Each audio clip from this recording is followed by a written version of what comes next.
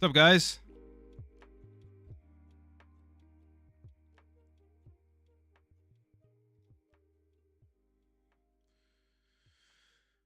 How is everybody doing tonight?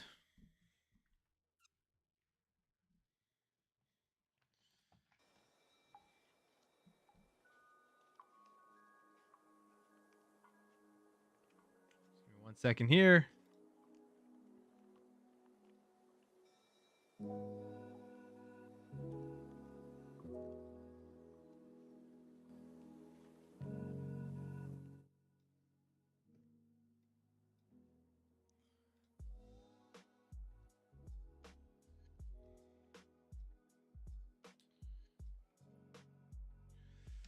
Right.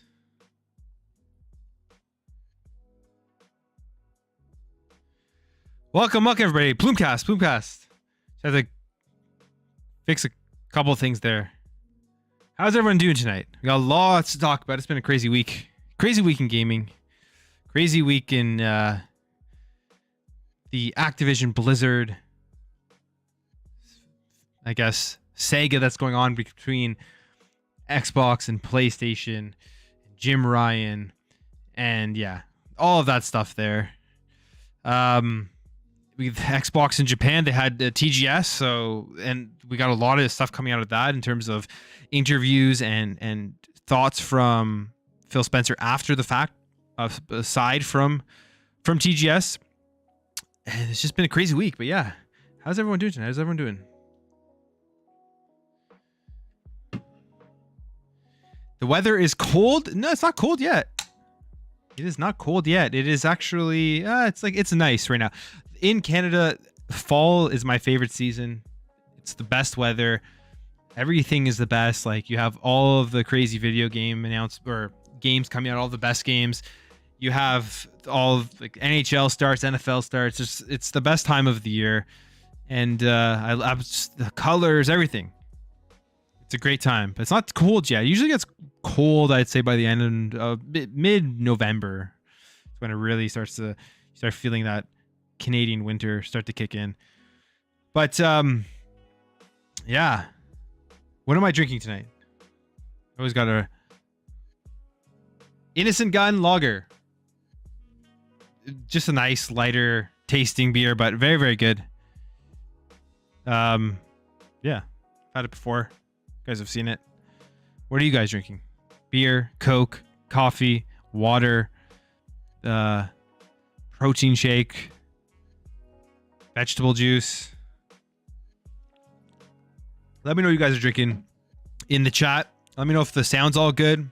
Is the music too loud, too low? Also,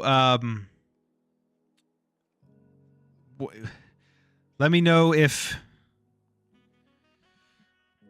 you guys can hear the background music, if I should just turn that off or whatever. Just give me 1 second here. 1 second. 1 second here. Gotta get the correct browser up here. What do we got? Okay,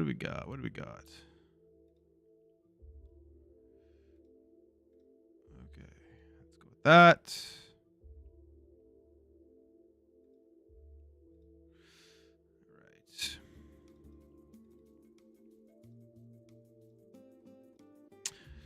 Okay, so in terms of what I've been playing this week has been, I've just yesterday I actually jumped into the Modern Warfare 2 beta on PS5, obviously, because it's exclusive right now to PS4, PS5.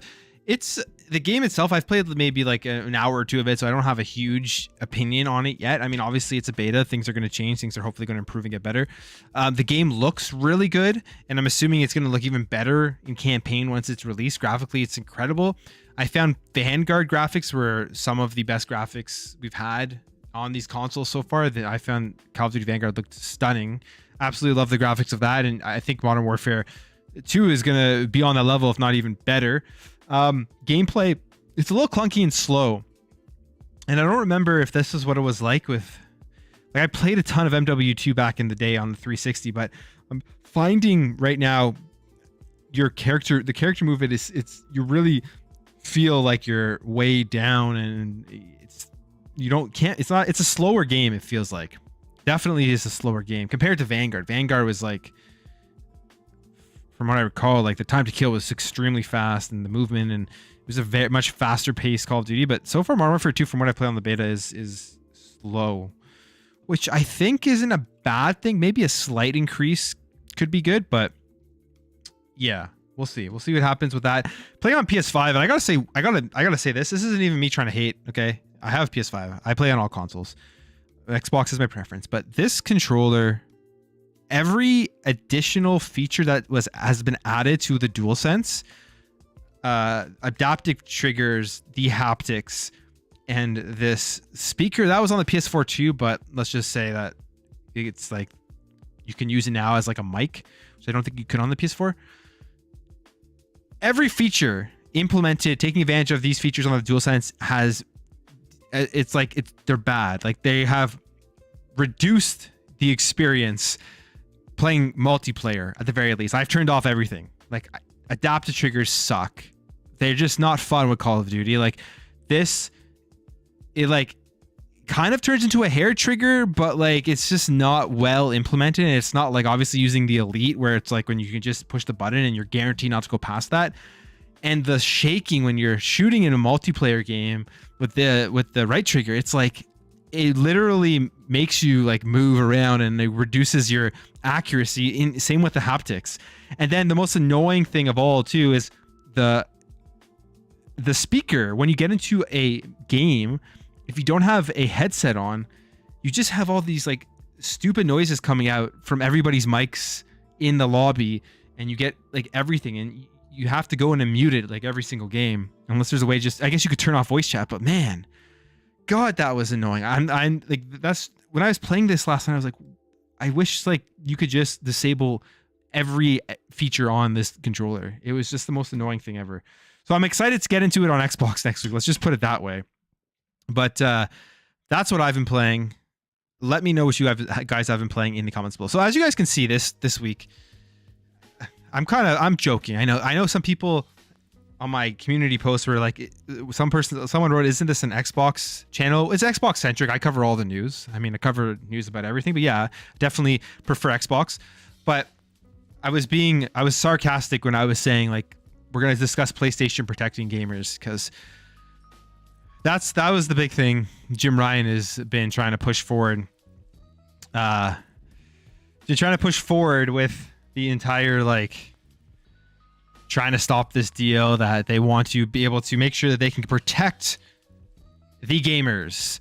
PlayStation out here protecting gamers by making sure that games are only locked to their box, making sure that you pay more money for games, believing in generations and then not believing in generations, and having all of these weird marketing things. And they're the ones out here protecting gamers, which is extremely, extremely comical. And yeah, it's just continued to expand over this week. And I think we're going to see even more stuff on this as we get closer to the deal. Either going through or not. I think it will go through. I think it will go through no matter what, but yeah. But that's where we are. So let's jump over here first. Let's jump over here.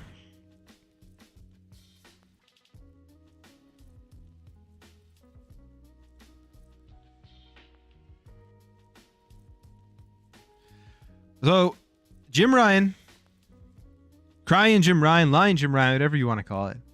Here's the thing: there's all these memes about Jim Ryan, and like everyone likes to make fun of him and stuff. And yeah, like I think he's an out of touch executive when it comes to the gaming community and when it comes to video games and where the industry is going. But at the end of the day, he's just literally acting on the best interest of the investors. That's all he's doing.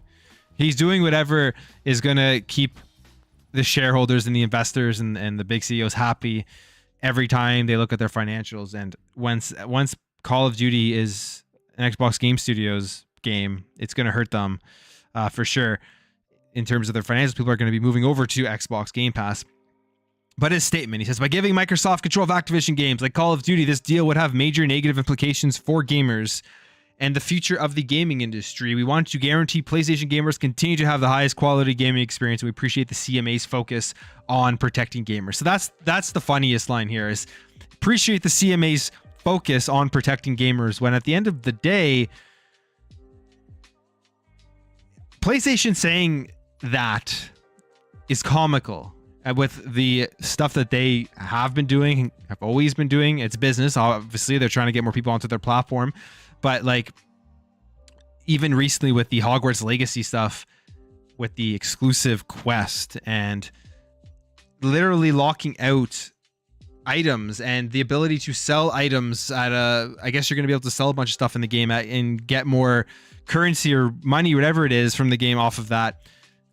Those types of things are actually going to hurt and segment the experience between a game that is multi-platform, and that type of exclusivity, in my opinion, is some of the worst, most anti-consumer exclusivity you can do.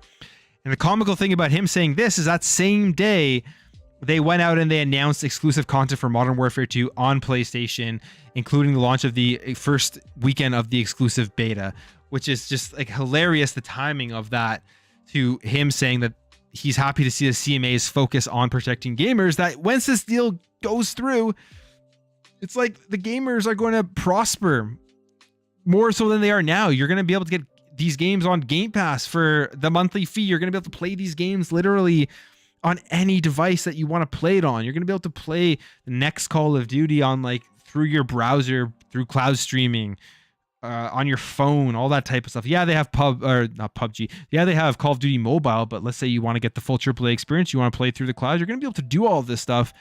So it going over to the Xbox ecosystem, not that like I'm like, yes, Xbox, go buy every single publisher in the world and dominate everyone and make sure that every game is only in the Xbox ecosystem. But when stuff like this happens, you're getting a company like Activision Blizzard that was going downhill, going to a company that has really, they obviously have their skeletons in their closet, things that they've done badly, but like right now is known as one of the best places to work in a ecosystem and for gaming that is extremely consumer friendly. It's just going to benefit everybody.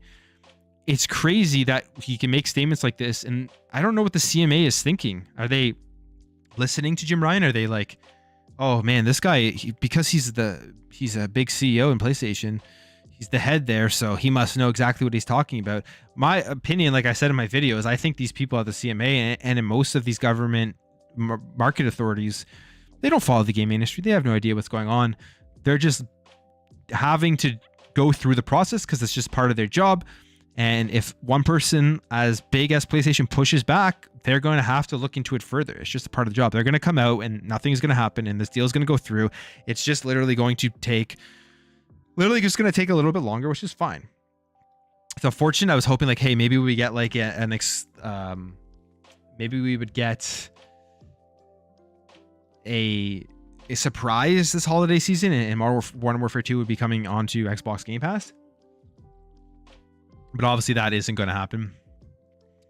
So, yeah, that's where we are right now. And then Phil Spencer and Xbox, they actually responded, just pretty much saying it makes no business sense for them to take Call of Duty off of PlayStation, and that's I feel like they're just like, what more do you want us to say? We've already told you multiple times we're keeping it on PlayStation.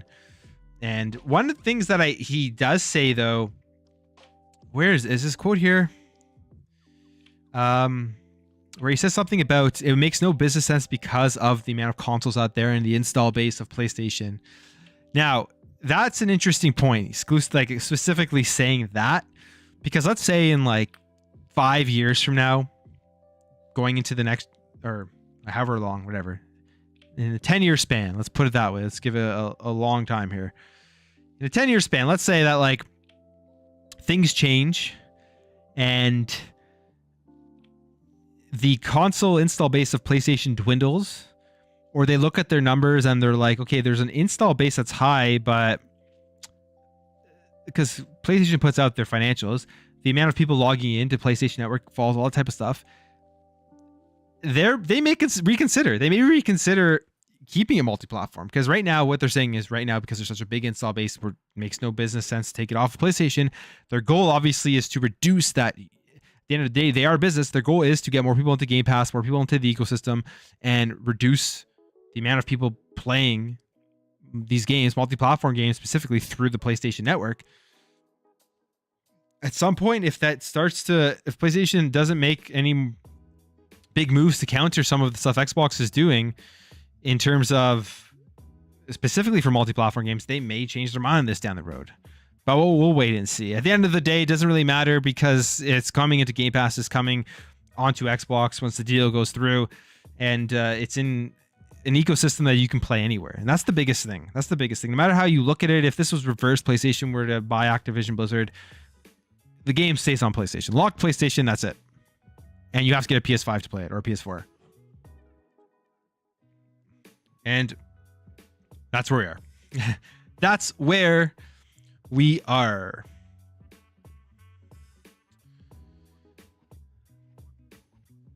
I'm trying to get the chat pop up here, but I don't know. Have you guys been having, is it just me, or has Google Chrome just been absolutely terrible the last couple of days? Like my Chrome, I'm using the Edge browser tonight. I'm using Microsoft Edge because my Chrome has just like crashed. I have no idea why. Chat's disappearing. I don't know what's going on here. Let me see here.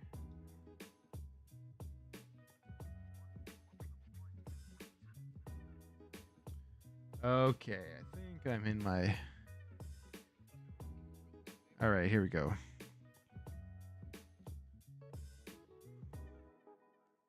Sorry, guys. Give me 1 second. My Chrome, I don't know what the hell's going on, but it is pissing me off.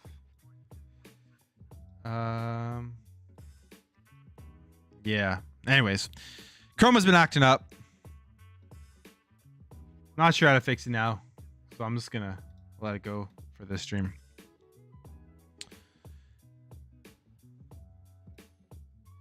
All right, what are you guys thoughts on this? Bob's drinking Red Bull, nice. Sherwin's drinking Modelo, awesome.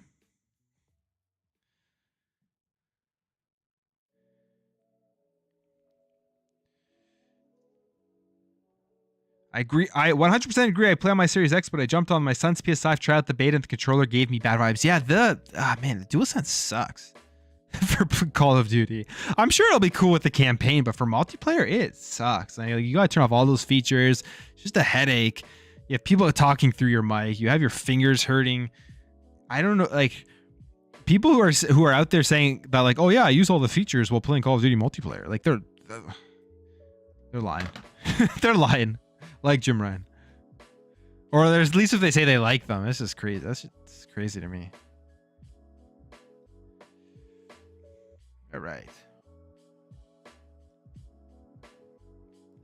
They don't have a clue, but with the investigation, they're going to see how shady Sony has been against their competition and probably laugh them out of the room. Well, I mean, that's I guess that's why I'm so confused why PlayStation is doing this, because it's like, do they have no self-awareness that if they were to dive deeper into this investigation, not just go through the protocols that they have to for their market authority stuff, they're just going to see all of the stuff that hurts gamers that PlayStation does. Like that's literally what they're going to see. That's the results that are going to come back, and then they're going to go like, oh, this game's going on to a ecosystem, and that's going to be able to be played like literally anywhere, and they're keeping it on the PlayStation platform. There's absolutely no validity in PlayStation's claims. CMA Phase 2 takes 24 weeks. So around March 2023. Yeah, I mean, that's exactly when people were saying it was going to go through, so that would make a ton of sense. Make a ton of sense if that happens. Goes through on that date.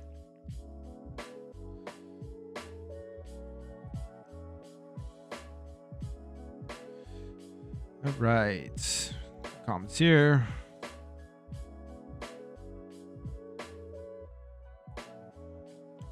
Jim Ryan was in charge of PlayStation Europe. Will not be surprised if he has friends and lobbyists within the UK government regulators. Yeah, I'm sure. Probably. It's going to backfire hard on Sony. I agree. I think it's a bad move. I think it's a bad PR move because it's bringing to the forefront all of the stuff that they do that hurts gamers. Like, we even look at just like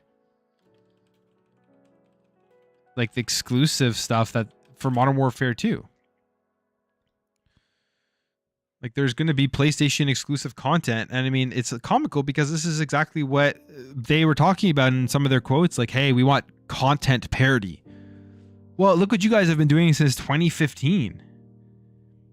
They're going to get an exclusive operator and they get a high level weapon blueprint. So this is just, will it affect people's experience in the game? Like, will it make some people better or worse or whatever? Like, I don't know. I don't know exactly what this blueprint's going to be. I don't know how good this operator, like whatever it means, right? But it's just like, it's a cross play game. It's multi-platform. And you're going to be segmenting audiences who are going to be playing together via crossplay with exclusive content, which is just bad. It's a terrible thing for gamers, and people should never want this, no matter what platform you're on. It's like if they put more maps or something into a cross-play first-person shooter where one platform gets these maps, it literally just divides the entire community and gives you less people to play with and stuff. So, I don't know. It's just like ridiculous, the stuff that Jim Ryan's saying.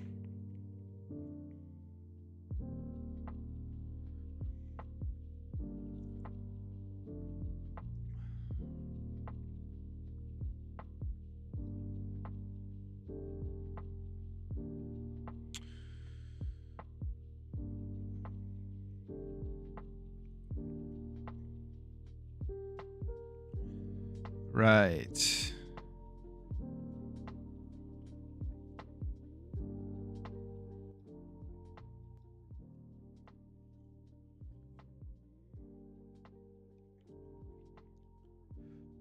Couldn't chat a moment. We have to close and reopen the app. Huh. Something's going on with Chrome. Something's going on with some of my stream stuff tonight. So sorry if the chat gets a little weird. I don't know what's going on. It's the last couple days. Hopefully I can fix it because I'd rather use Chrome, but right now I'm using Edge, so maybe I'll stick to Edge. Actually, Edge has actually gotten it's improved. It's fast. It's clean. I'm actually kind of liking it. So this Google Chrome mess up for me the last couple days may officially switch me over to Edge, but we'll see. Sony is claiming Xbox is bad for gamers and technology. PlayStation is bad for gamers. Can't wait for MW2. Dusting off the old PS4 just for the open beta. It's cool, man. Yeah, check it out. I'm playing it on PS5. I'm excited for the game. I probably will get it day one. I was hoping come to Game Pass, but I mean, I'm pretty excited for it because MW2 is that game that everyone back in the day played, and this reimagining, this remake, whatever you want to call it, of it looks, from what I've been playing, it's been fun, and I'm excited. I'm actually excited for the campaign. I've been playing through some older Call of Duty campaigns over the last 2 months or so. Yeah, they are what they are, but they're actually pretty fun. I played on the highest difficulty, and the graphics are incredible. The Cold War, Call of Duty Black Ops Cold War campaign, which I recently played through, I think last month or something, was actually really good. I actually really, really enjoyed that one. Next one I'm going to do before MW2 comes out is Modern Warfare 2019. Because I had that game, but I literally just played multiplayer, never even touched the campaign.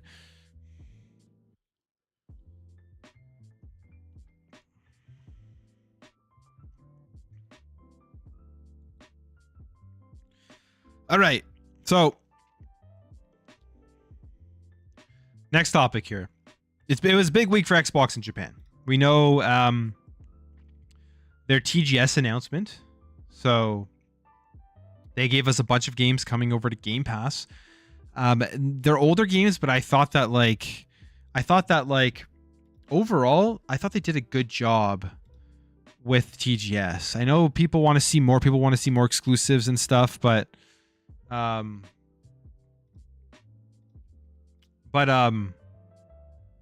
thought it was good. I mean, you're getting two big fighters in Blaze Blue and Guilty Gear, which I watched Guilty Gear a ton at Evo. The game looks like a ton of fun. I've played older Blaze Blue games, and this one looks, from what I've seen, looks like it's going to be good.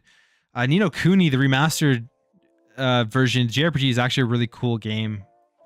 Played a bit of that on PS4, so that one's good. And then the other stuff they announced. But overall, I thought it was a good show. That it's the right direction. I don't think it's anywhere near where it was with the 360, because the 360 had a bunch of like exclusive JRPGs and stuff, and it was just way more popular. Like if we even go through this list here, like Infinite Undiscovery, I remember that one. I think I still have it. Blue Dragon. I mean, this one was huge, exclusive to the 360. I mean, even now, like Series XS isn't getting the latest Final Fantasy game, which is absurd. Don't even have Final Fantasy 7 remake. So yeah, like all these Final Fantasy games on the 360, Eternal Sonata, Lost Odyssey, a classic. Like, go play it if you haven't yet. So it was a pretty good generation of 360 for Japan and for JRPGs. And you look at the sales in Japan, it was at what, like 1.36 million or something like that. It wasn't even like the 360 was it was successful for Microsoft and Xbox, especially as it being its second generation console. But it's not even like it was like this massive success that all these companies want to put all their exclusive JRPGs on because it has such a huge install base in Japan. The Series X and S may outsell, it probably will outsell the 360, and there's still a long ways to go. But we saw stuff like this come out. Like, this is hilarious. Yeah, Phil Spencer and the team, I guess Sarah Bond, and then I'm not sure who that is. I don't know how any of these people are other than these three here. But with Kojima, something that I'm sure PlayStation fanboys are going to be very angry to see, because you had a lot of them saying that like Kojima will never make a game for Xbox. Kojima and everyone, it's just like you think of Kojima, you think of PlayStation. With his first game, Death Stranding, wasn't it was PlayStation, right? So it's like thinking of all this stuff now, and even think about like Death Stranding come over to Game Pass PC, and then him working on his cloud game. This is stuff they're doing a good job. They're really trying to improve in Japan and trying to get more games that are going to be getting people over there to sign up to Game Pass. There was some more information though after, I think it was an interview or a video or something, where he talked about Scalebound. So he talked about Scalebound. Talked about they haven't given up on Final Fantasy 14, which is the MMO, which I don't know. Now is it even with? We'll go over the article, but yeah.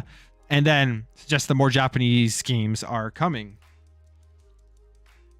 So I'll start here with Scalebound, because Scalebound is one that like I think most people want to see come back. I know Platinum and Xbox, they had a rough go at Scalebound, a rough relationship from what we understand, where the game got canceled. There seems like because people just weren't able to deliver on what they had promised, and Platinum came out later, like I think recently over the last year or so, just saying that yeah, it was both of our faults and we just failed to deliver as well, because I think most people blamed Xbox once this didn't go through.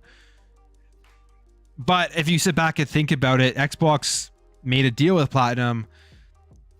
They funded them. They gave them money to make this game. Platinum obviously wasn't able to deliver on a lot of the stuff that they had promised. Weren't able to meet deadlines. Xbox has to probably make a call. Like, hey, do we continuously throw money down the well for a game that may or may not come out, for a game that may or may not be successful? Or do we end the relationship here by them not meeting milestones or whatever? That's what I'm guessing happened. Even look at Bayonetta 3 and how long that game is taking to come out. It's finally going to be released, but how long that game's been in development with Platinum and Nintendo. Seems like Platinum just takes a long time to get their games right. So that probably all plays into it. That's just my my opinion or assumptions, I guess, on what happened with it. But it seems like everything, like they don't hate each other. Some people don't want to see them work together again because they don't want to see the same mistake, and some people want to see them work together again. But it seems like there probably isn't going to be a chance that it happens, as It says here, Scalebound has arguably become one of the most infamous projects in Xbox history, announced in 2014 for Xbox One, which, in my opinion, like, that was the consoles. When they showed off Scalebound, it was a game that people would have ran out and bought a console for. To me, I thought it looked that good. I was very, very excited for Scalebound when they showed it off. They say the game was planned as a character action titled by Bayonetta director Hideki Kamiya, and I love Bayonetta. I absolutely love Bayonetta, so I do like Platinum. I like their... Bayonetta is one of my favorite series.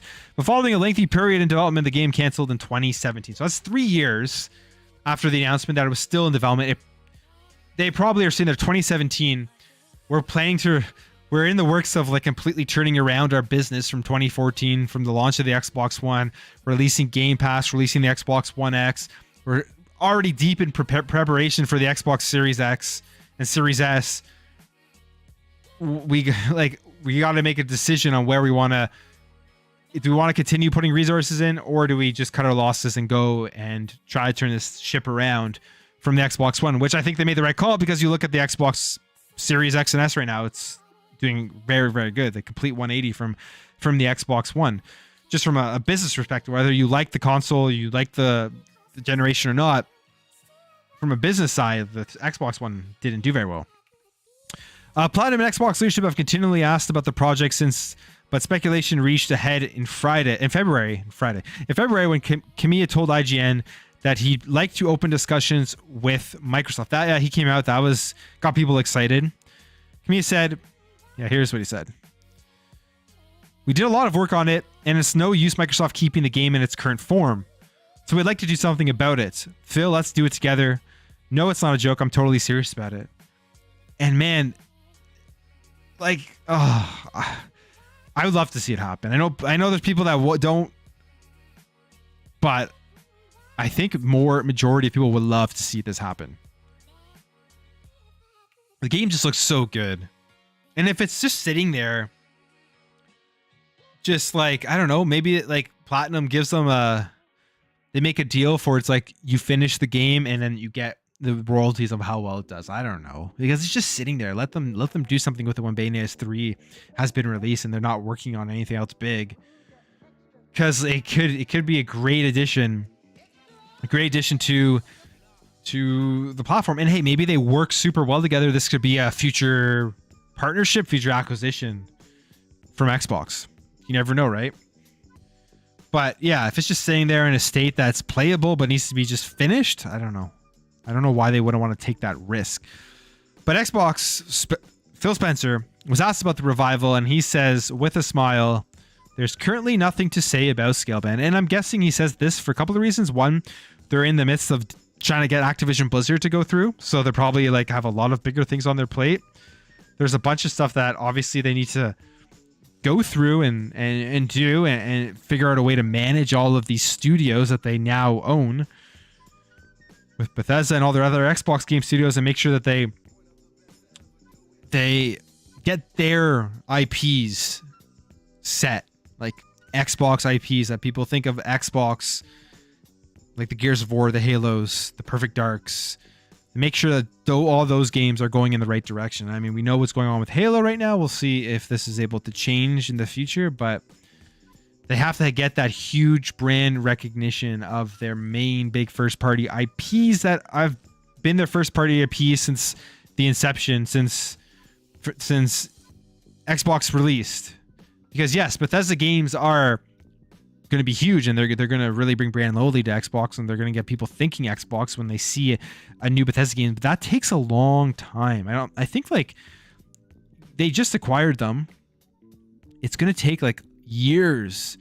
If you're not somebody who follows the industry, you're not somebody who's a hardcore gamer and knows about this stuff, to have that like brand recognition of Bethesda and Xbox. So once Starfield comes out, that's gonna be a big start, because people are gonna, there's gonna be people out there that love Bethesda, and they're gonna look at Starfield and they're gonna want to play it, and I'm like, oh, it's only on Xbox. All right, so I gotta go get an Xbox. Oh, or I gotta go sign up to Game Pass. I have a PC, I can just play it there. Gotta sign up to Xbox Game Pass and get into their ecosystem. So it's gonna take a long time. It takes a long time to build up that brand recognition and loyalty. But previously, Phil Spencer had this to say. This is, I guess, more detail. It says, For the people out there thinking that maybe there's something still in the works, there's not. And he was asked about this in 2020. So Scalebound, I don't know. He did say with a smile on his face. Maybe he knows something that, well, obviously he knows stuff we don't know, but maybe maybe there is a little bit more to this story. They're just kind of waiting on it. And I would absolutely love to see Scalebound come back. But for as of right now, it probably is very, very slim chances. Probably won't be for a decently long time. But that wasn't it. That wasn't it. We know about Final Fantasy. Final Fantasy 14, a huge MMO. And I guess they're still trying to get it onto Xbox. Because in 2019, at XO19, Phil Spencer publicly committed to bringing the game to Xbox during the XO19 presentation in London. And it's been 3 years and it hasn't come to Xbox. I think right now, it's such a different scenario. Like, Xbox is in the midst of purchasing Activision Blizzard with World of Warcraft, a direct competitor to Final Fantasy 14. What world would you want to... Well... Yeah, it's hard to... I'm thinking, what world would you want to get Final Fantasy 14 now and have people going on Xbox to play that rather than playing World of Warcraft, where you're making 100% of the revenues and everything from World of Warcraft.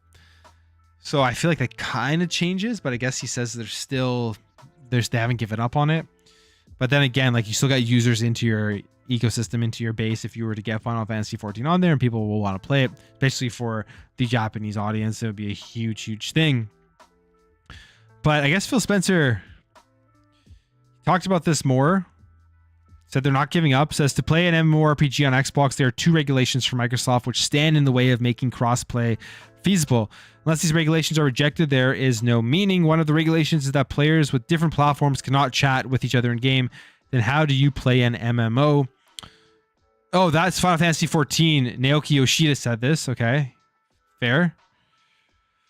The other regulation is you cannot make a community which plays on a different platform. You can't form a guild. You can't enter into a link shell. No free company.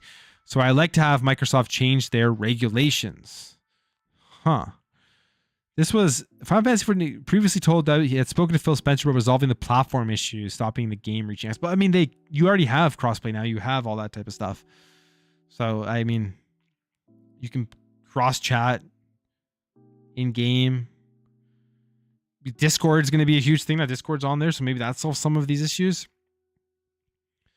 But if you're a fan of Final Fantasy 14, I guess they haven't given up, and you may be able to play on Xbox. We know there's full keyboard and mouse support, which is great for these types of games, and great for you have this connected to your monitor. You buy a Series S, plug in a keyboard and mouse, and you're playing games with keyboard and mouse. So, but I think games like Final Fantasy 16 are more important right now for Xbox to try to get on there. Games like Final Fantasy 7 Remake are more important. We know 16 isn't coming, but at some point it's got to get on the platform. And who knows what's happening with Final Fantasy 7 Remake. A prime example is when PlayStation says they're trying to protect gamers. You look at a game like that, they're doing everything they've done everything in their power to make sure games are not coming on to the Xbox platform. And then there's Project Eve, which I gotta read more about that one, but they had specifically was coming to Xbox and it wasn't coming. All of these types of things PlayStation is specifically doing to hurt gamers and to stop the industry from growing. Essentially, if it's not PlayStation isn't growing, they want to make sure that everywhere else isn't growing as well. Which, it's a business, I get it, but if the gaming industry grows, there's more gamers out there on other platforms, they may eventually come over to your platform and stuff. So it's you want the industry to always keep growing no matter what platform you are. And then we look here and he suggests that more original Japanese games are coming, which is, I'm happy to hear this. I mean, this is good. They need to do this. This is how they are going to be able to expand in Japan. They're going to have to get some developers over there to make Japanese games specifically for Xbox and for Xbox Game Pass. So it says here, Sarah Bond, who is the Microsoft corporate VP of gaming ecosystem at Xbox, was asked during an IGN Japan live stream on Saturday if Xbox owners should expect original Japanese Xbox published titles in the future, like 360's Blue Dragon Lost Odyssey. She says completely. One of the things that I'm super excited about is that we have over 250 developers in Japan developing games for Xbox right now. 150 have already shipped. 100 of them are in Game Pass, and we recently got to announce 15 titles made in Asia and 13 in Japan. 150 have already shipped. She's talking about like this generation. It seems like a big number. 100 of them are in Game Pass. Interesting. Japanese Xbox published titles. 100 of them are in Game Pass. I would love to see that list of 100. I know I can think of a few on top of my head, but 100, that seems like a ton. I mean, I don't know. That one's hard.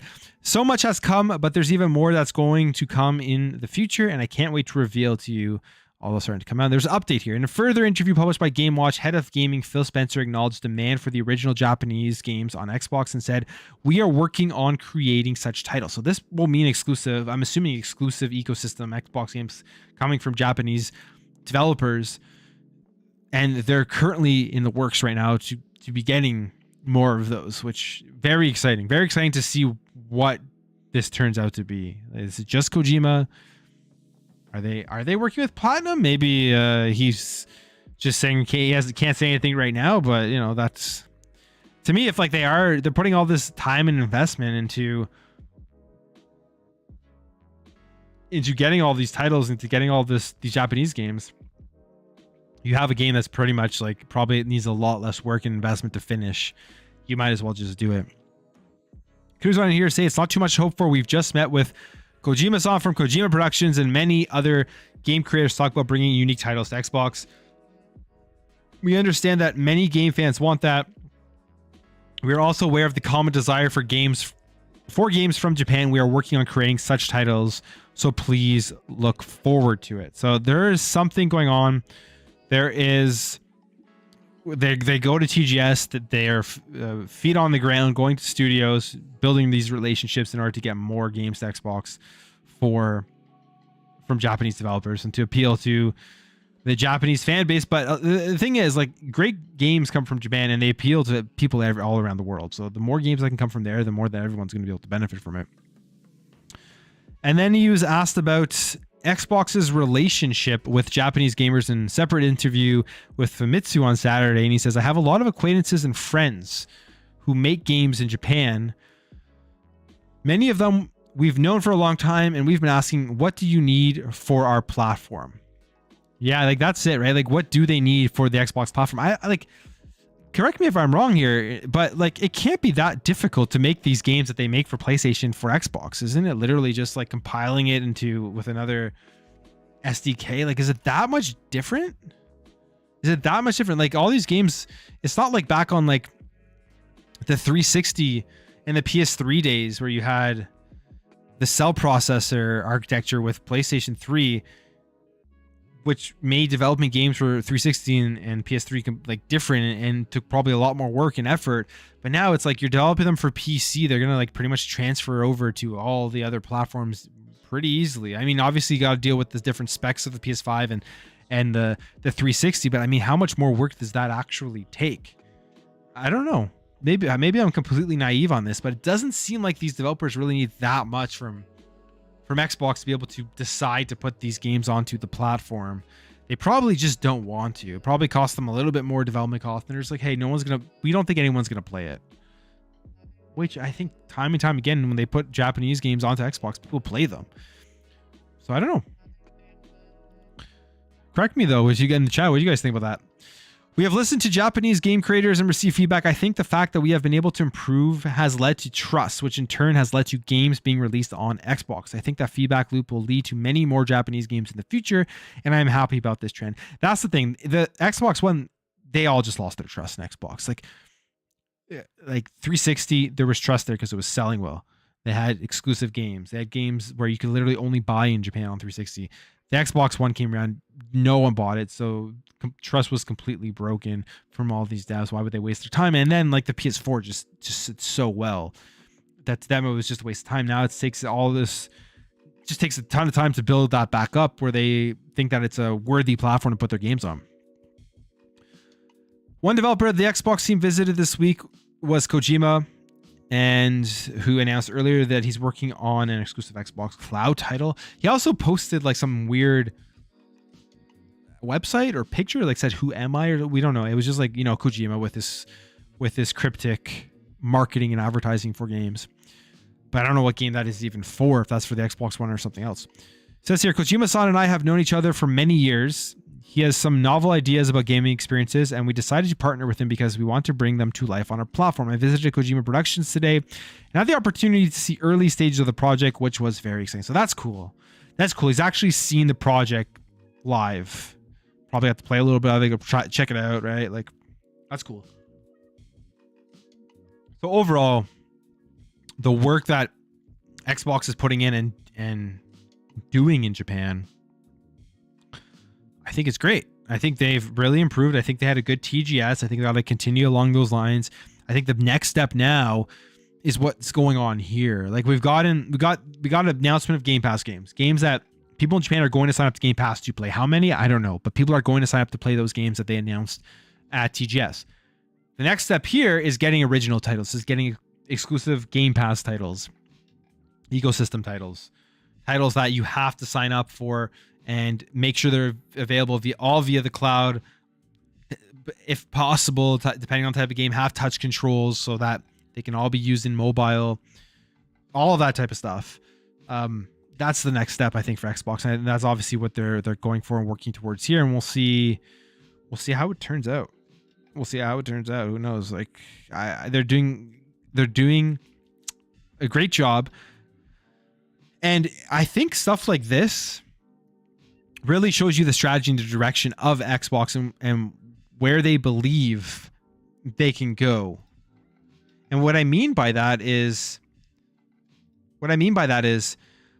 this generation, Series X and Series S are doing great, and 360 did great, but the 360 was a one and done generation. Xbox One didn't do well. Xbox is building a ecosystem that they don't really have to worry about next generation if the next Xbox doesn't really sell that much in Japan, as long as people are signing up to Game Pass. Because if they were to put all this work in here in Japan, we're already 2022, we're already 2 years through this life cycle. We haven't seen an original. I don't think we have. Maybe we have, but we haven't seen like an exclusive Game Pass ecosystem, brand new, big JRPG or something like a Blue Dragon, like a Lost Odyssey or whatever. I don't know. Like whether you guys know what I'm trying to say. We haven't seen that yet, and they put all this work in. If next generation was a flop, it would be all this work for absolutely nothing, because these developers would just go back to like, why would we put our games on Xbox if no one buys it? But now with the ecosystem, they don't need to worry about that. They put all this work in, and it's going to pay off for years and years to come as those subscribers continue to increase. And then I can't even imagine the bargaining and the negotiating power Xbox is going to have once Activision Blizzard goes through and like the Game Pass subscribers skyrocket. Like, that's going to make a huge difference. And then on top of that with like the family plan stuff, like I can't even imagine how they're going to use those numbers where you have a family plan, 5 people on one subscription. You get to use every single one of those family members as a number to go out to developers, to go out to publishers and show them these numbers and say, listen, you give us this game day one onto Xbox Game Pass, you're going to have millions and millions and millions of people playing it. And that's going to really boost the numbers. So the family plan thing's a genius. It's great, incredible value. And the business side where they're going to be able to use those numbers is the smartest thing I think Xbox is doing right now with Game Pass. But yeah, it's a lot going on in Japan. What did you guys think about TGS? Did you like it? gonna play any of those games. Sorry again, like I said about the chat here on the side and browsers being super weird.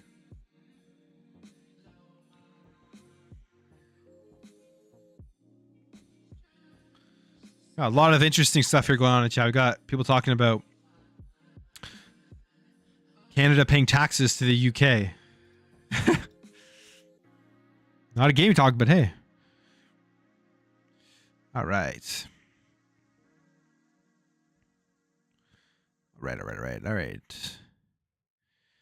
Do you think, GVET Jake, do you think Xbox can acquire EA? EA is looking to sell. If I were Xbox, I would try to get them after the ABK deal closes. Because imagine if Apple, Amazon, Google, Meta get EA. So EA is one people ask a lot about this one. And my opinion on it is I think that, yeah, obviously nothing's happening before the ABK deal closes. Phil Spencer was on CNBC this week as well, saying that they are still looking to acquire actively. Like they're always looking to acquire more. And I'm not surprised about that, but EA is one of them that I think that they could. I honestly think that they could. I think it would make sense, and I think it would fit. EA has their issues of their own. They aren't they aren't the best company in the world, to say the least, in their gaming and business practices. But that they already have that deal with Game Pass. Xbox has been working with EA for a while now, and it's that thing where like you're working with a company, you're seeing how it's going, you're seeing the relationship, you're seeing how many people are signing up to Game Pass to play EA games with EA Play. How many people? I wonder what the numbers, how the numbers improve on Game Pass when, like, I don't know, Madden comes out via the 10-hour trial right away, and then after, when it actually comes on the Game Pass, like how that boosts numbers. And Xbox is probably looking at EA and they're like, we can get them. We can get all of their games into Game Pass on day one, and we can literally make Game Pass the place where we get all of the sports gamers, which, believe it or not, is a large amount of people, especially with a game like Madden, and they bring in the money because of Ultimate Team and all the microtransactions within these sports games. It would just be insane. It would be insane the amount of money that they would make off of that. So I would think, yeah, they're probably looking at it. What's going on right now with Activision Blizzard and the CMA and the, or not even the CMA, but just like the scrutiny that all of these government officials are having on this deal for competitiveness, it may deter them a bit, depending on how this goes. I don't know. Maybe they're worried that they could get EA and then it gets blocked and it hurts their reputation. They lose. I don't know. But I think EA is a good fit, and I feel like if Apple, Amazon, Google, or Meta are actively trying to get EA, if you're Xbox, yeah, you try to get in there as well, because you can still afford it. No problem. You can afford it. And if they're going to be bought up by one of these big conglomerates, you want it to be you.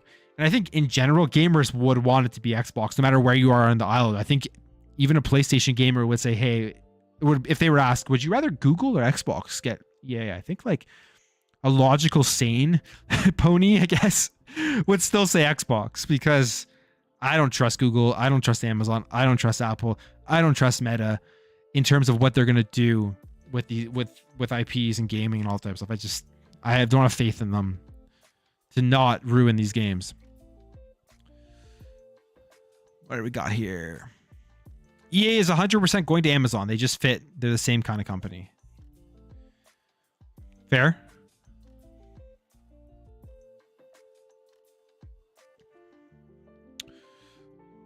Star Ocean looks like a better game than Final Fantasy 16 to me. Yeah, I mean, it does look great. I'm actually pretty excited for it. I actually have my original Star Ocean still. Yeah, so I'm looking forward to that. And I'm happy it's on Xbox. That's one thing. Like, we have seen Star Ocean on Xbox last generation? No. We wouldn't have. So that's like another step in the right direction. But again, it's just so weird, because it's just like Why does Square do these things? Like, why don't they put Final? Like, how much money did PlayStation pay them for Final Fantasy 16? And then like you have something like Octopath Traveler 2, which is again not on coming to Xbox. It was literally on Xbox Game Pass. So why? Like, it's coming to Nintendo and it's coming to. Wait, is it coming? Is it just in? Wait, Octopath Traveler 2 PS5? Is it, or is it just Switch? Yeah, it's coming to PS4 and PS5. It just makes no sense.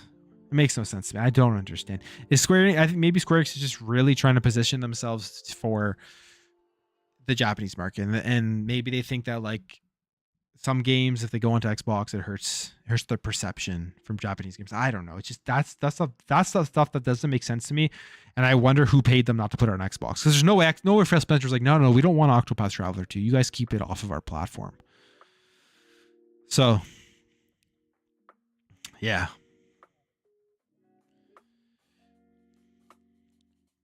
Just give us Final Fantasy VII Remake. I agree. I mean, put it on Game Pass. Get it on there. I'd rather have the remake than Final Fantasy 14. I agree. I would rather that too. I played the remake on PlayStation. It was good. Great. It's a good game. Xbox gamers, if you like JRPGs, you like Square Enix, you like Final Fantasy, we're like missing out on Final Fantasy 7 Remake. All right, Project Eve was multi-plat, then now it's Sony and PC only called Stellar Blade. That's the one. Okay. Yeah, so like what's going on there, right? Like PlayStation actively went out of their way to make sure that game doesn't end up on Xbox, but they're the one protecting gamers. It's crazy. It's crazy to me.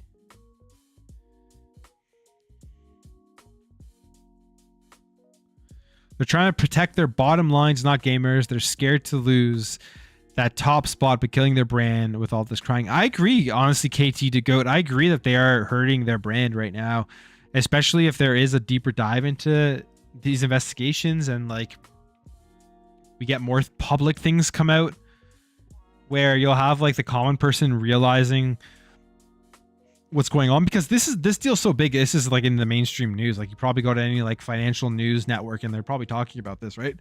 So it could really hurt their brand. And I don't understand. I don't get it. But well, the only thing I can think of is that like Jim Ryan's been told you got to do everything you can to stop this deal, or at least make it look like you're trying your best to stop this deal for the sake of our investors, because they're very, very terrified as to what this is going to mean for their investments. That's all I can think about.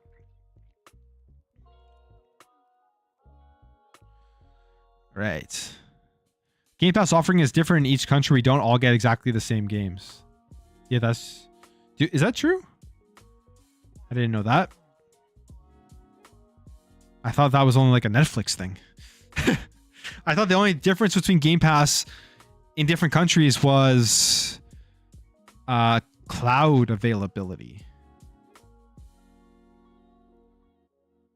I've never heard that one before.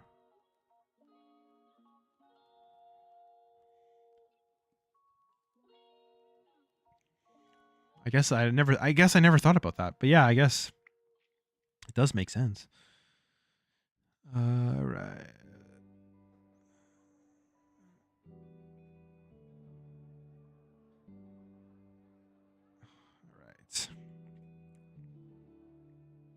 Xbox TGS was epic. The Ni no Kuni series coming to Xbox. Blaze Blue Guilty Gear series. Wulong Fallen Dynasty. Let's go. Yeah, Wulong. Forget about Wulong.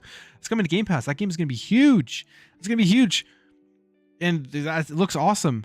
But Blaze Blue and Guilty Gear as well. Like I said, great fighting games. Blaze Blue from personal experience. Guilty Gear from watching it at EVO looks like a fun game. I'm going to definitely be jumping into those. And they're games that people are going to sign up to play. They're still highly played, right?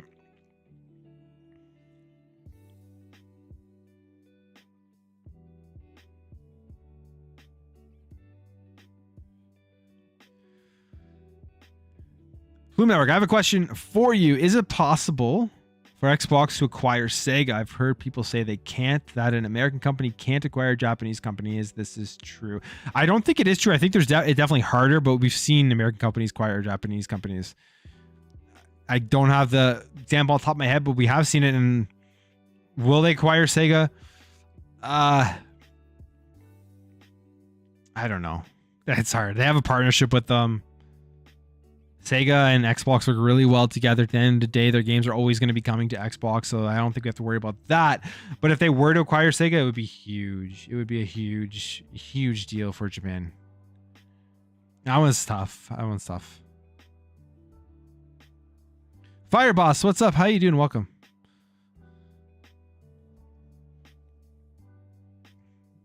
I think Square is trying to get big money from both companies. Sony pay a premium to get it exclusive, then Xbox pay premium to get it into Game Pass. Smart business strategy if that's the case.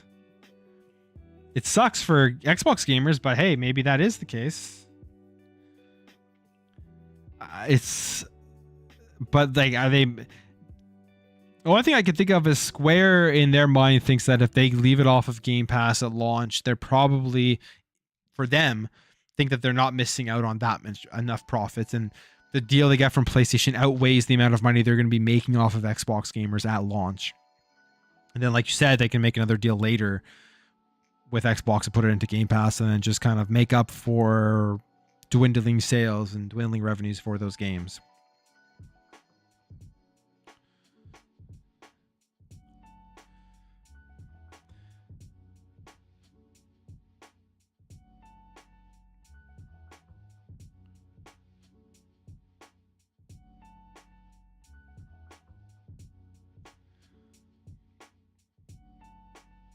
COD is definitely worth more than Final Fantasy VII Remake. It's not even close. It's not even like in the same tier. Call of Duty is worth more than everything out there. It makes the most money every single year.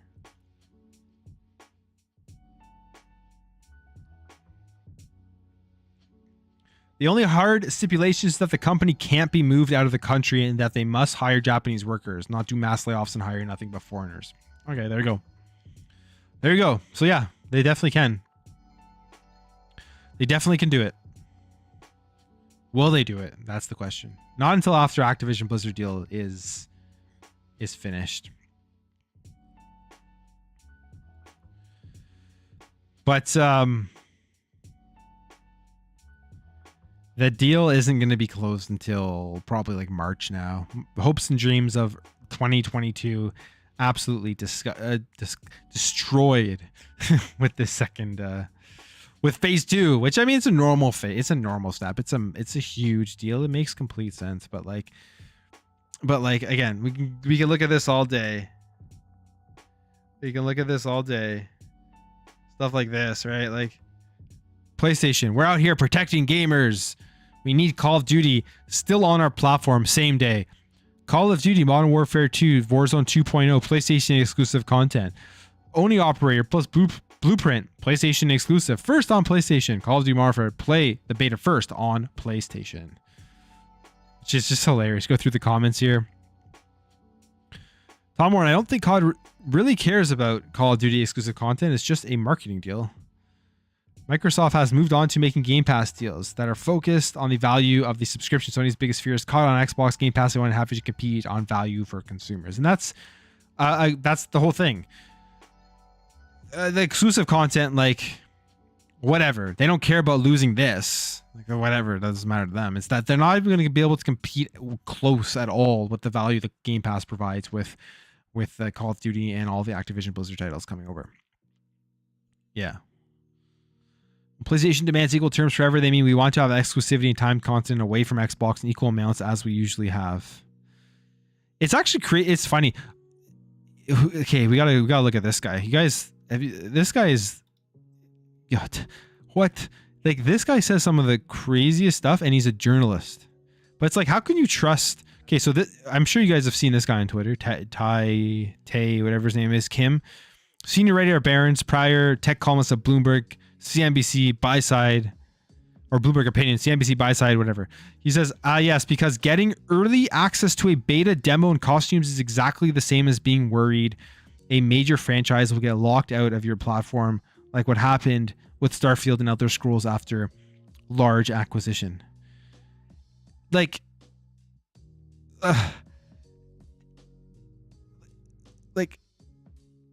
does he remember that Starfield was about to be purchased by PlayStation? They were literally going to keep it on the platform, just PlayStation, just the box, and literally nobody else would have been able to play Starfield. And continues on here to say, Microsoft has every right to make games exclusive if they are paying that much money for acquisitions, but at least they should be genuine about their intentions.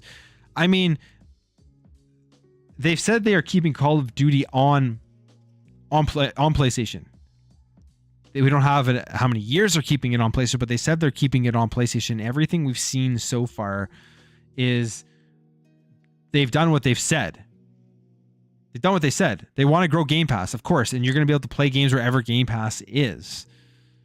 So I don't see them being disingenuous about what they're doing. They are going to keep that Call of Duty is not leaving PlayStation. You want them to come out right before this deal goes through and then lay out their 10-year plan as to what they're going to be doing with Call of Duty and the Activision Blizzard franchises. That would just be like the dumbest thing that they could do. Right now, the games are on PlayStation. They're going to stay on PlayStation probably for the next 3 years or so. And then from there, they'll reevaluate their situation. If the situation is the same and Call of Duty has all these players on PlayStation, they're going to keep it there. They're not going to take it off. At least the UK CMA knows what happened in the past. Oh snap, the UK knows about Starfield's historical precedent. CMA considered Microsoft's broader strategies as evidenced by its internal documents and historical course of dealing following similar transactions. And says here, CMA notes that Microsoft has followed this approach and I guess I gotta read the whole thing. CMA examined internal documents and economic analysis to assess whether Microsoft would have incentive to use ABK's content to foreclose rivals. CMA did not limit its analysis to an assessment of the short-term or static costs and benefits to Microsoft of engaging in these strategies. Rather, the CMA considered Microsoft's broader strategies as evidenced by its internal documents and historical course of dealing following similar transactions in the past. The CMA found that the potential strategic benefits to Microsoft, of using ABK's content to foreclose rivals, such as expanding the Game Pass user base and strengthening network effects in its gaming ecosystem, could outweigh any immediate losses in terms of licensing revenues. CMA notes that Microsoft has followed this approach in several past acquisitions of gaming studios, where it made future game releases from those studios exclusive in consoles, like Starfield, and based on Microsoft's public statements, Elder Scrolls 6 from Bethesda, a studio Microsoft acquired as part of the US $7.5 billion acquisition of ZeniMax in 2021. So expanding Game Pass user base and strengthening network effects in this gaming ecosystem outweighs any immediate losses in terms of licensing and revenues. So CMA believes that Xbox is going to take Call of Duty and Activision Blizzard IPs off of PlayStation because increasing your subscribers will outweigh the losses of the revenues they are going to be making off of the PlayStation user base. Which I would say, if it was a smaller game, like a Starfield, like an Elder Scrolls, which are massive games, but don't rake in the revenue that Call of Duty does, yeah, I would agree. The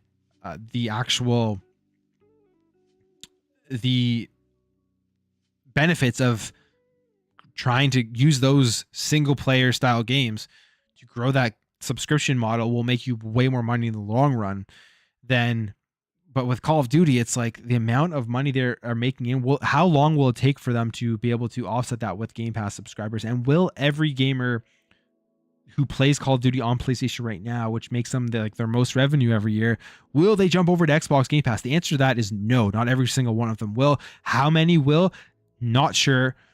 Maybe people are going to go ahead, because if Xbox releases them on Steam, maybe they'll just go ahead and buy the game full price on Steam instead. Like, if you're playing one game only a year,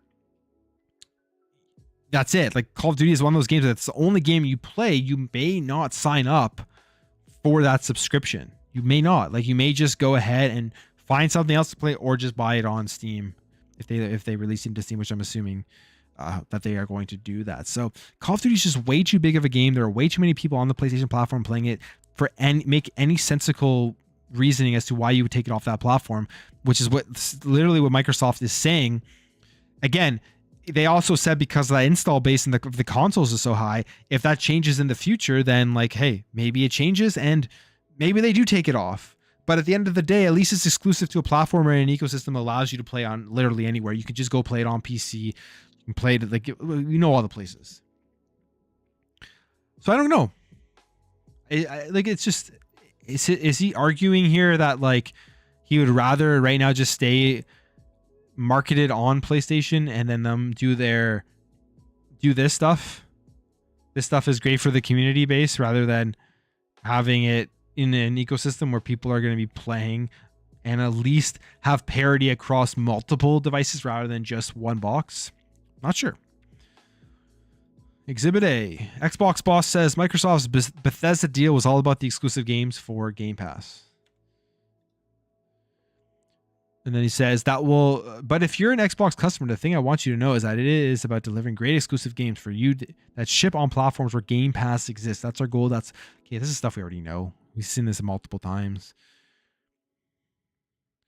We got some responses here. Sony was reportedly Sony was trying to buy Starfield.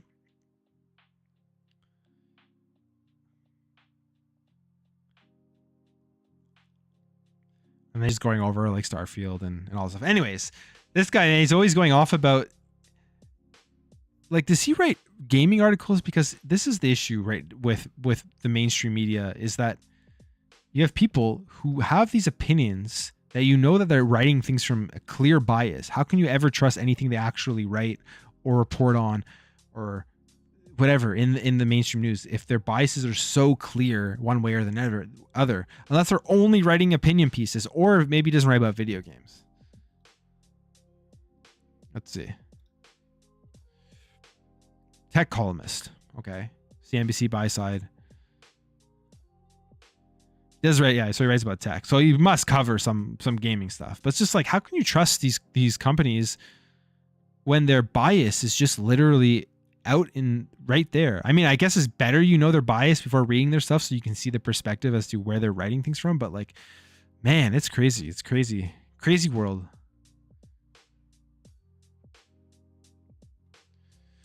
All right. Just went on a rant there.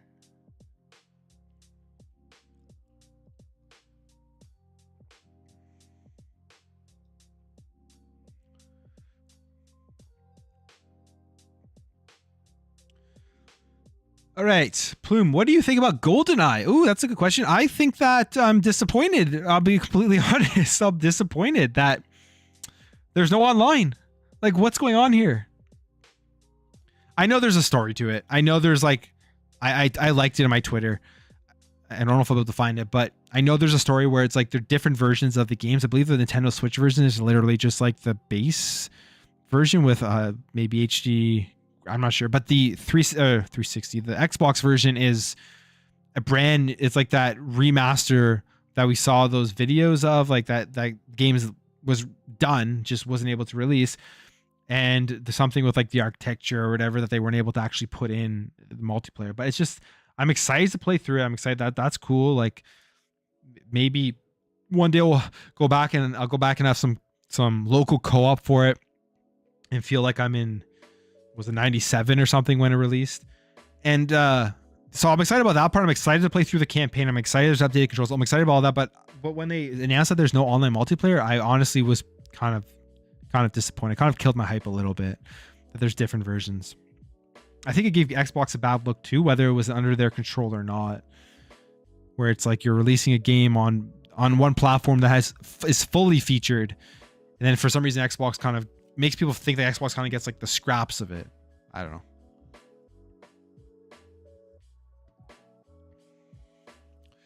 Phil should make a deal to keep Call of Duty multiplat only if we get Final Fantasy VII remakes. Then they can keep the new installments. Yeah, I mean, I don't know if that's a good business deal, because the Final Fantasy VII remakes are still not going to make like nearly enough money compared to Call of Duty. So, but at the same time, I was like, you because of that install base, you want to keep it on PlayStation. Right.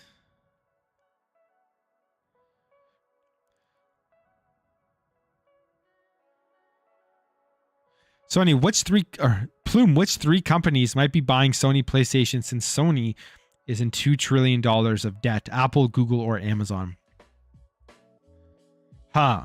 Well, I think the company that probably would fit them the most in terms of the way that they do business would probably be Apple. Just in how closed off their platform and ecosystem is.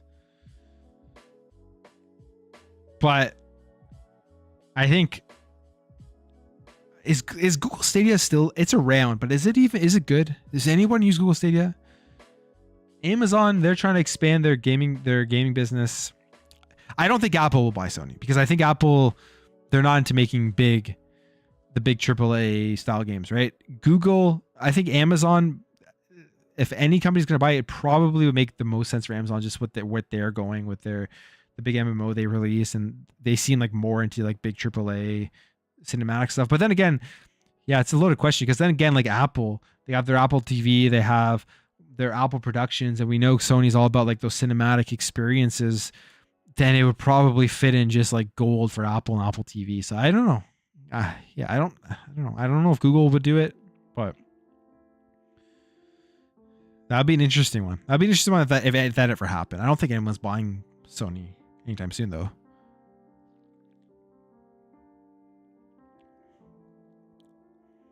That Ty Kim, for being a journo, is an absolute fanboy. Yeah. It seems like it.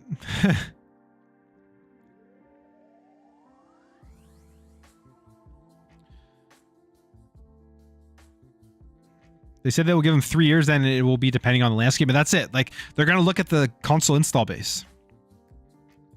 Essentially. And they're also going to look at... This is the thing, right? In 3 years from now, Sony is going to have greatly expanded their model, their subscription model. They are going to be copying Xbox significantly more. They already are copying Xbox on literally everything. Like, you sit back and you take a look at what's happened this generation. It's been Xbox comes out. We are changing the industry for the better. We're innovating. We're doing all these things. PlayStation comes out and says, hey, yeah, like our customers are stupid. We're just going to do the same thing because they're going to buy anything we put out.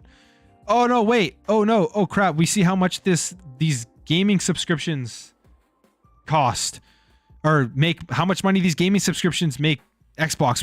We really need to adjust now because not only did we not foresee a pandemic, we didn't foresee this chip shortage, and we're losing money daily because we can't even come close to meeting the demand of our customers.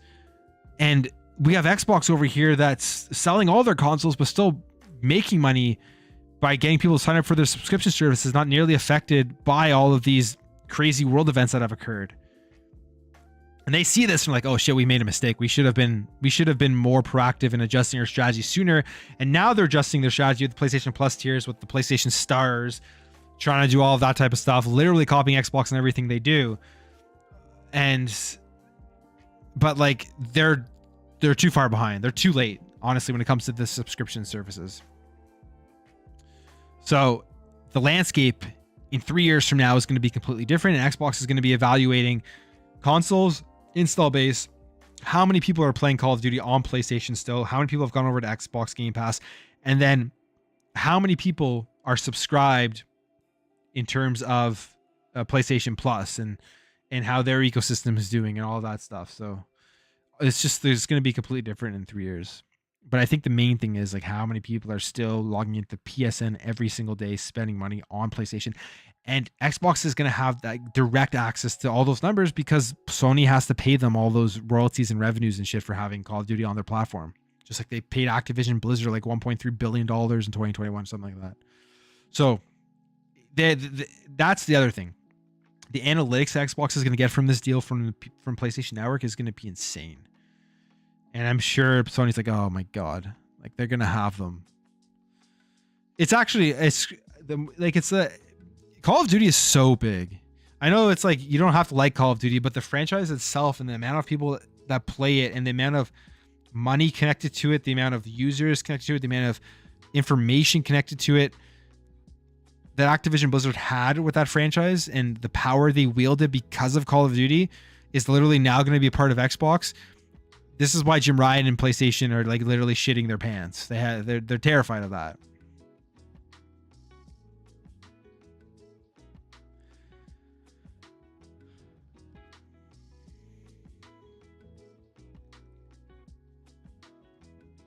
Bloom, do you think that PlayStation will eventually be forced to offer first-party day one releases on PS Plus in the future? Yes. Yes, absolutely. I do, and I've said this many times, and I may look like an absolute fool if it never happens, but I don't care. It's my prediction. I think they will in the future, and I think it will happen. My original prediction was next generation, but I honestly think the way things are going, the PlayStation will be offering their first-party games day one on PS Plus by the end, sometime in the next couple of years, by the end of this generation. Absolutely, I think they will. Especially without Call of Duty. Absolutely. It just adds to that. Like, absolutely they will.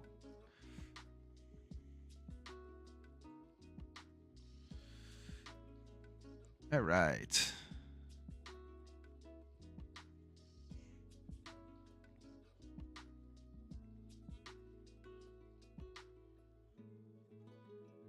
Another thing is Sony doesn't like that Xbox will make all that money from the COD sales and in turn help Xbox make more exclusives. That's, 100% correct, KT to go. That's exactly it.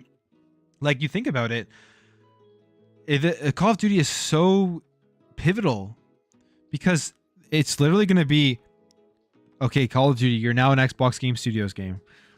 PlayStation paying Xbox to invest further into Xbox Game Pass and grow their subscription service and get more people into the ecosystem. It's a win, win, win, win for Xbox to keep it on PlayStation as well, right?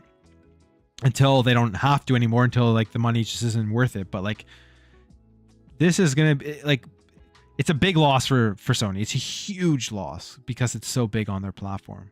They gambled 2015 exclusive marketing rights for Call of Duty, and it's paid off for Sony like we haven't seen. It's been so great for them.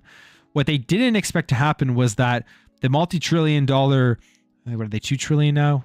I don't know, $1 trillion company deciding to, who's a software company, who gaming was always just kind of this little thing sitting in the back that nobody cared about, decided to wake up and say, you know, we're taking this thing seriously because the industry is growing, and we're going to be the biggest player that we can. They didn't expect that. Nobody expected that. But here we are.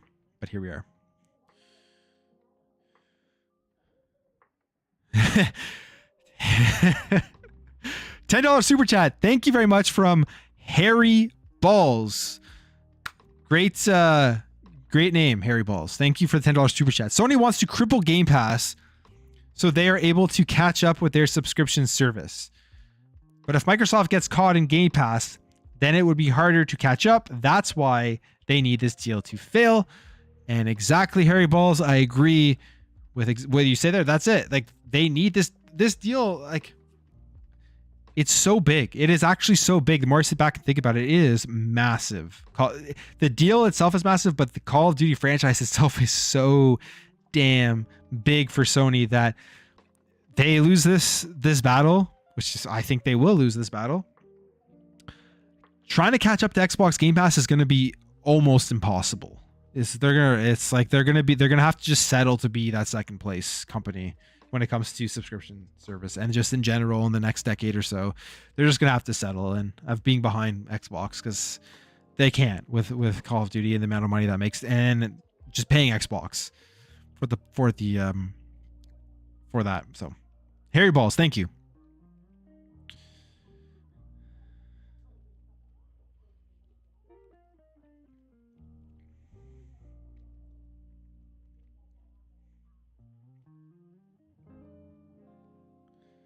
Xbox or Microsoft is 2 trillion, yeah.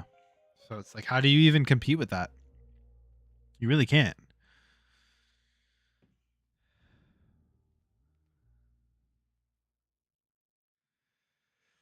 All right,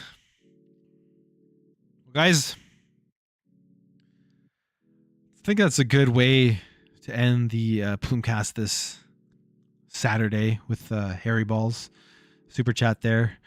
But yeah, appreciate it, guys. Next week, I'm actually gonna have a guest on, so it's gonna be a little bit of a different show. I'm gonna be trying to get more guests throughout the year or going in 2023. But yeah, it's gonna be Sour Blow 18 from the Xbox International Podcast. I've been on their podcast twice. Make sure to go check those guys out. It's an awesome podcast. So whatever happens during the week, we're gonna talk about it. And it's gonna be two people on next week. So make sure to tune in for that. But for this weekend, for the upcoming week, make sure to check out my videos. If you're new here, hit the subscribe button, all that type of stuff that you have to do to remind people to help grow the community and grow the channel. But honestly, guys, I really appreciate all the support you guys have been giving me. Like I know at the beginning of all my videos, I say, I hope it's not annoying you guys, but I'm really trying to push to get 10K subscribers by the end of this year, just to grow the community. It just sounds like a personal goal. I think it'd be super cool for the channel.